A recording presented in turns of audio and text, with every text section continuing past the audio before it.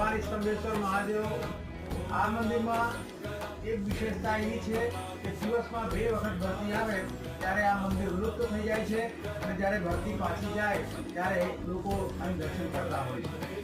અહીં શ્રાવણ માસમાં મોટો મેળો ભરાય છે અને જે મેળો 30 દિવસ સુધી સતત ચાલતો હોય છે। દુનિયાભરમાંથી હજારો લાખો ભાવિક ભક્તો આ સ્તંભેશ્વર મહાદેવના દર્શન કરવા આવતા હોય છે અને અહીં બીલીપત્રથી, દૂધથી, જલથી અને ઇત્યાદિ ઘણા બધા દ્રવ્યોથી ભગવાન સ્તંભેશ્વર મહાદેવની પૂજા અને આરાધના કરતા હોય છે। અને આ મંદિર આજે લાખો કરોડો વર્ષ જૂનું છે।